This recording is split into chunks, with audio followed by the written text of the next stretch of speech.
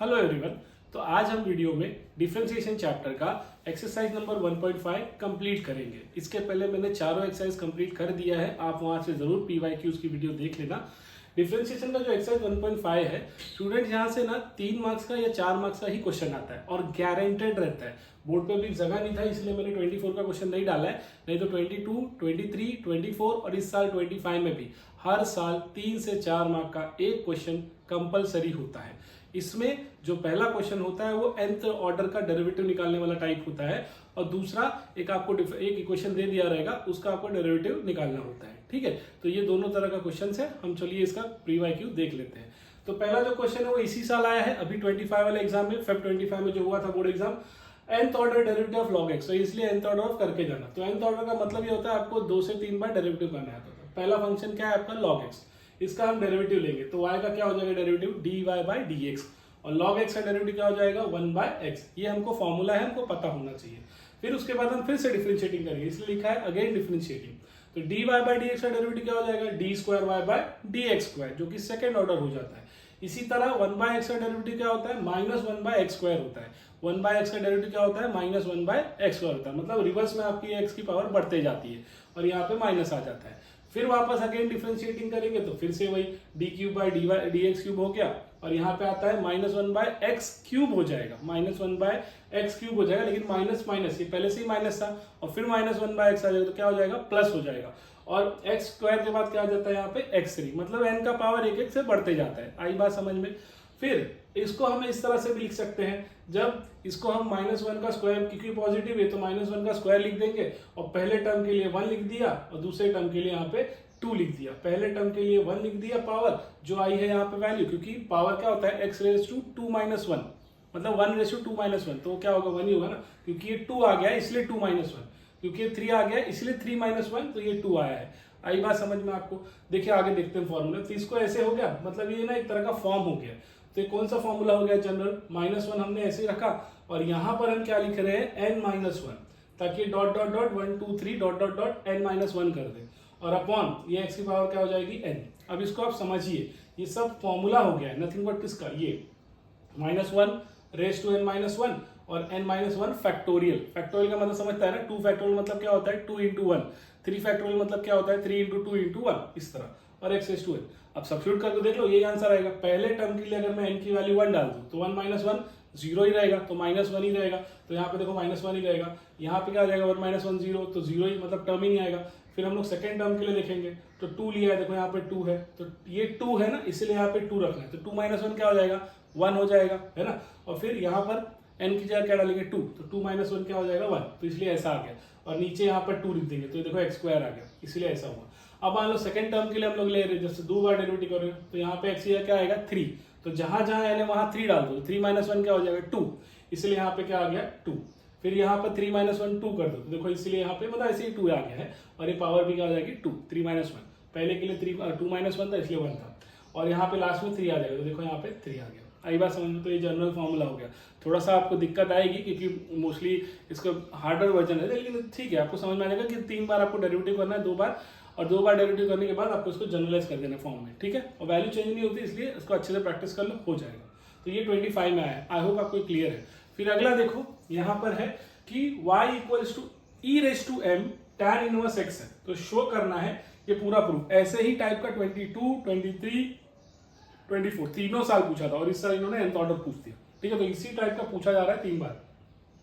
तो 1+x² d2y/dx², 2x-1 dy/, ये proof करना है आपको। तो हम करेंगे क्या, ये 22 में आया था, तो हम ले लेंगे फंक्शन जो दिया है, क्या दिया है फंक्शन e⁻m tan 1x, हमने लिखा e⁻m tan 1x। इसी को आप डिफरेंशिएट कर दो, पहली बात तो क्या हो जाएगा dy/dx। अब क्या हो जाएगा e⁻x का डेरिवेटिव क्या होता है e⁻x ही होता है, तो पूरा का पूरा ऐसे ही रख दिया हमने। फिर इसके पावर में क्या क्या है, देखो m tan 1x, तो हम लिखेंगे m tan 1x का डेरिवेटिव। आई बात समझ में। समझो e⁻x का डेरिवेटिव e⁻x ही होता है, लेकिन जो x है पावर में उसका भी डेरिवेटिव निकालना होता है। तो यहाँ पे पावर में क्या है m tan 1x, इसलिए हम अब m tan 1x का डेरिवेटिव निकालेंगे। फिर e⁻m ऐसे ही रख दिया और m ऐसे ही रख दिया, और tan 1x का डेरिवेटिव क्या होता है 1/1 + x², तो यहाँ पे आया 1/1 + x²। आई बात समझ में। tan 1x का निकाला, ये तो m कांस्टेंट है तो ऐसे ही रख दिया। तो ये जो पूरी वैल्यू है ना e tan 1x, देखो यहाँ पे em tan 1x, e raise to m tan, ये क्या हो जाएगा y हो जाएगा, और ये m पूरा ऐसे का ऐसे ही रख दिया और नीचे का ऐसे ही आ गया। आई बात समझ में आपको? ये e raise to m tan inverse x क्या हो जाएगा, क्वेश्चन में ये ना y, तो यहाँ पे लिख दिया y, बाकी m है और 1 प्लस एक्स स्क्वायर। अब आप करोगे क्या, ये 1 प्लस एक्स स्क्वायर है, इसको हम मल्टीप्लाई कर दे किससे, dy बाई डी एक्स है, यहाँ नीचे डिवाइड में था, ऊपर जाएगा तो मल्टीप्लाई, तो देखो ऐसे आ गया और बच क्या गया my।